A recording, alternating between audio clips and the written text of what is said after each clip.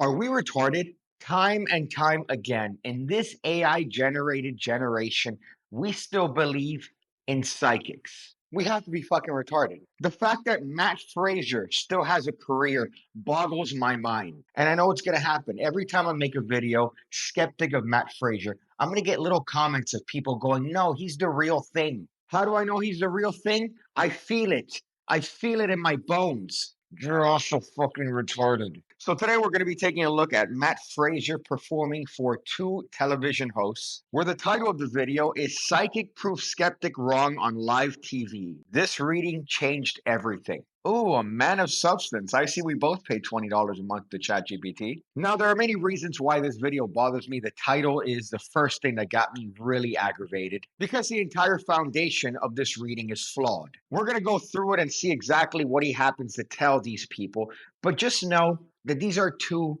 public figures. Matt Frazier has a team of people around him. You don't think he's going to do the due diligence necessary to look up the two public figures that he's about to do an interview with, and maybe perhaps look up a couple little bits of details about their life? I know I would. Matt joins us today, and let me begin with this. You know, this is absolutely a phenomenon, and I'm a skeptic. I'm a person who has always said that, man, that's not real. And I'm sure that you come into contact with a lot. What do you say to the person that just does not believe that this is real? Now, this is former Bucks receiver Michael Clayton. Bucks, of course, referring to the Tampa Bay Buccaneers. So he's a former football player, and his information is absolutely everywhere. I just want to mention that right off the bat before you happen to think that maybe this is a random little television host that has no information out there. Well, first of all, I think everybody's a skeptic. I think they walk into events or to a psychic medium being skeptical, especially somebody who's never had an experience before. I've never had a reading from a psychic medium. And one of the things is that I tell people, come to my events. I love the skeptical ones. And more importantly, when I'm doing a group reading or a live event, it's always amazing that it's usually the skeptics who get read or who get a message. And it can be life-changing for them. Bullshit. True skeptics don't really get readings in the show. It's the fake skeptics. And look at what you did. You labeled everyone as a skeptic. And what's great about this style of reading is that usually the psychic is the one to label the individual as a skeptic. So then later they could reframe it and say, oh, I made a skeptic, a non-believer, believe in my abilities. Very clever little bit of wordplay. Having an experience in connecting with somebody who had passed on, one of their relatives or close friends or whoever it may be. This guy's married? It's incredible to see how this person walks in and they're like, is this real? And then next thing you know, we're sitting there, crying as they're connecting with their mother or their father. This guy's married to a woman? So you start with him, and I'll just be over here. Okay, so then what happens is when I first walk into a room, being a medium, I'm always hearing the departed. It's just a part of who I am. So when I actually walked into the room, I actually heard of a young male who had departed. So do you connect with that? Yes. And you pass in tragedy here in the physical world. Yes. And I felt as though it was like a brother to you, but he showed me friendship. So the two of you are close friends here. Very in the physical. close. That's fucking racist. That's racist to assume that the brother had is not really a brother, but just a friend. I know you lock your doors when you drive through those certain neighborhoods, Matt. He tells me about the fact that you were so close, but there was distance between the two of you, that you lost touch with one another. Yeah. And then next thing you know, you had found out that the two of you went on very different paths within life. Because he said to me that he did things that he was not proud of here in this world. And he talks about the way that you had found out the news unexpectedly about his passing. Yeah. And he says that he's sorry for the way that you had gone and that you had found out. He says that you still wish or think about that you wish that you'd have known some of the things that he was going through, because he tells me about the way that he was having some issues with family and within his own life. And he tells me about the fact that he was going to, I keep hearing him living with different people or going to live with others. Do you understand that? Yes. He says, I could not find my way within life.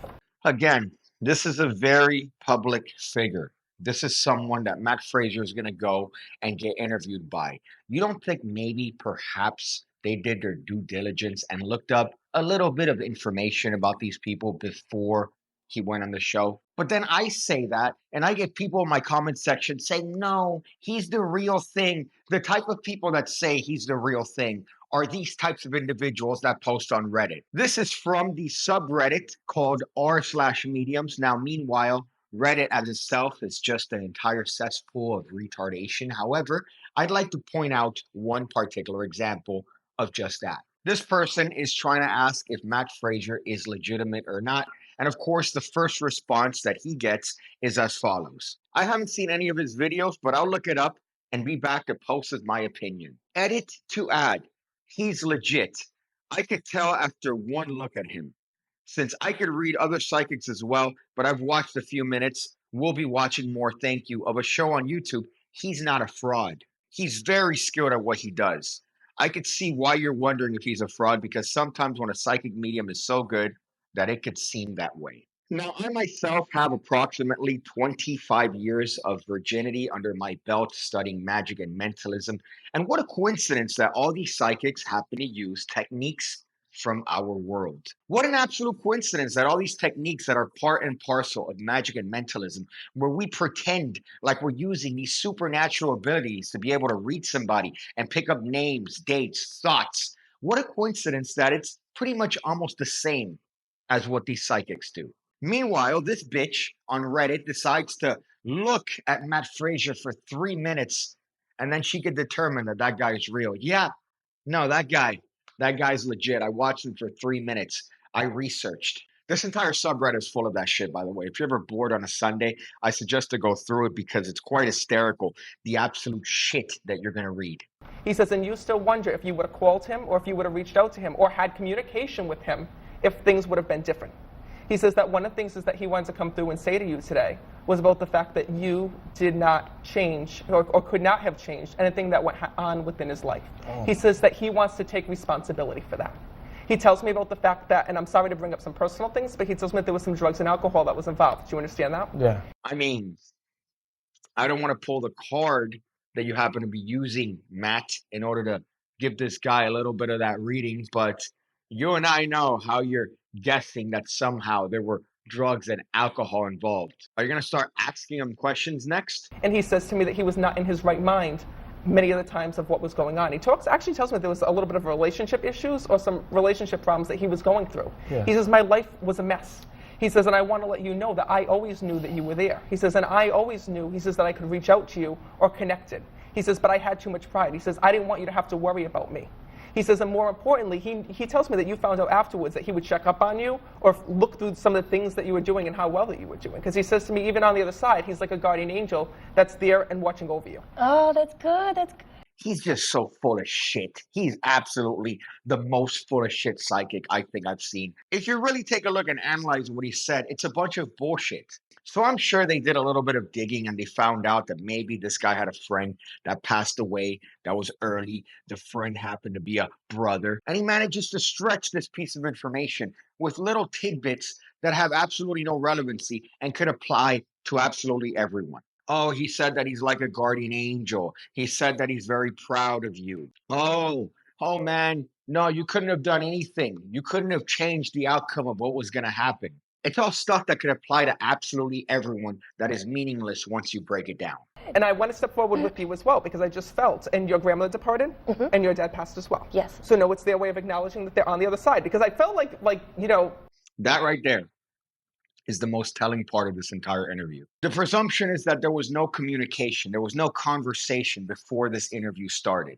And he tells her that your grandmother departed and your father departed as well, and she doesn't react. This is classic mentalism 101. You get a little bit of information before the show starts. Now to the rest of the audience that's watching at home, they're going to see this bit and they're going to think, oh, wow, he managed to pick up on the fact that her grandmother and her father passed away. Meanwhile, she just nods it off because it's very obvious that this is a conversation they had before the show started. Because why else would she not be reacting in a crazy way right now, considering this man just told her the specifics of the people in her life that passed away? Your dad trying to come through, but I felt there was a grandmother there almost like pushing him away because she's very high energy as I'm connecting with her.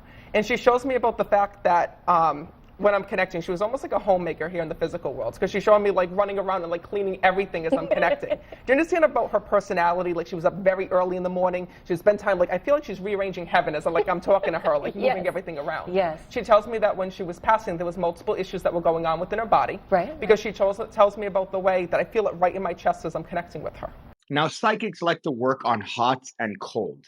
Cold reading and hot reading. Hot readings are when you have pre-existing information that you could use and build upon that for the reading. Cold reading is the exact opposite, where you usually have nothing and you're attempting to read them using all these pre-existing lines that work for absolutely everyone while trying to make it seem like it's specific to them. Sometimes you could turn a cold reading into something else because they like to volunteer information. And you're going to use that information in order to make it seem like that's what you were talking about all the while. And it seems to me like they had a little conversation beforehand about people that she maybe wanted to communicate with, perhaps a father, perhaps a grandmother, and then the rest is just fluff.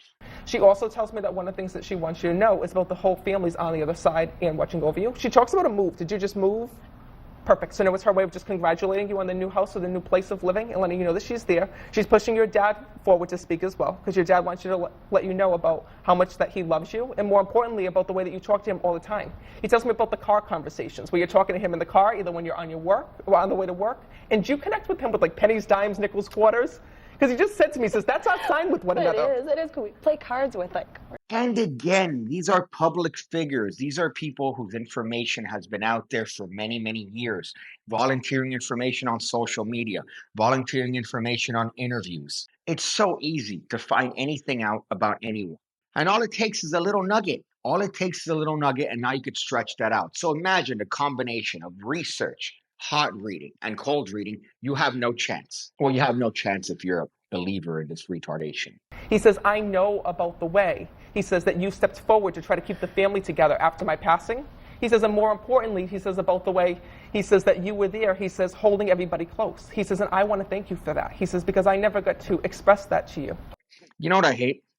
I hate the most of these fucking assholes decide to take these precious memories that they had with people who are long gone, people who have passed on, and they exploit them for personal financial gain. Why is it that the way you happen to read people coincides exactly with how magicians and mentalists have been doing it for years? And yet somehow we're supposed to believe that you're the real thing because reasons? And you take advantage of the grief, you take advantage of all these memories that are made, and you tarnish them by introducing new memories that don't exist, all for personal gain. And the worst part is that you sound like a bitch. Now, of course, I'd be remiss if at this point I didn't attempt to shill my own things, such as the PigCake Magic Academy, the home of over 1,600 videos going over card stuff, coin stuff, mentalism, everything you need to become the best magician you could possibly be. Now, if you don't like subscription models, I suggest to check out my brand new projects with Peter Turner. I have a couple fun ones, including one on the open prediction plot, as well as another one on the out of this world plot.